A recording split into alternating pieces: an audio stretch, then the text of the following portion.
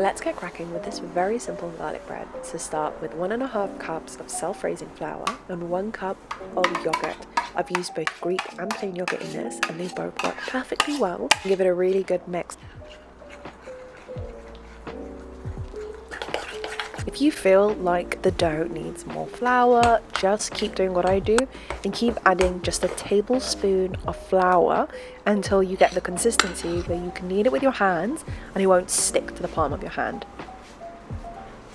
Let's take it to the countertop, so just flour your surface and then put down your dough and try to flatten it and stretch it as much as you possibly can without breaking it, and then follow up with a rolling pin, and you want to roughly roll it out into a 14 by 9 inch rectangle. Let's do our filling. So right in the center you want to put down 2 slices of processed cheese. I don't know why, but this just works so well. 1 cup of grated mozzarella cheese, and then you want about 1 cup or half a cup, depends on how much cheese you want, of grated mild cheddar cheese.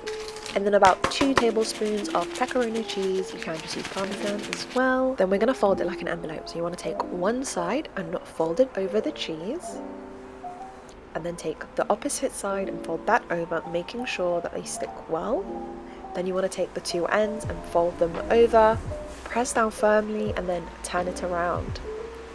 Pretty easy, huh? Okay, so now we're going to slice it. And I like to slice it diagonally like a cross. Try to be as gentle as you possibly can. You will at some points feel like everything's gonna fall apart, but it won't, I promise. And then what you want to do is transfer it to an oven-proof dish that I've just lined with some baking paper. And then I continue to slice it until I've got 8 pieces, and it's just easier to do it once you've already got it on your baking sheet. There you go.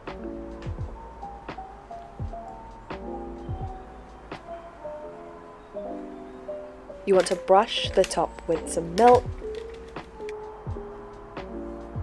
and then you want to transfer it to the oven and bake for 15 to 18 minutes at 200 degrees Celsius or until golden brown. Whilst that bakes away, let's make our garlic butter. So melt yourself 2 tablespoons of butter and then add yourself a heaping tablespoon of garlic powder and a handful of some chopped parsley, and just give that a really good mix. You can use fresh garlic as well if you like. And out the oven they come. I know they look amazing, but we're going to take it one step further and we're going to glaze it, and you want to strike it while it's still hot, guys. So get yourself a brush and that glaze we made and just brush over the top of the bread. Just continue until you finish all the butter.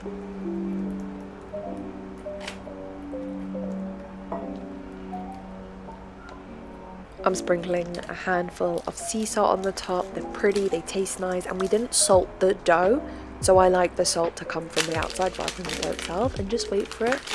Check this out, guys. Oh my gosh, so gooey, and all it took was 2 ingredients for that dough. Just look at it. Oh, one more time. Oh my god. Every time I serve this, they disappear within seconds. They're so fluffy, but they're crispy on the outside. Just look at the base. Oh, beautiful, and so soft on the inside.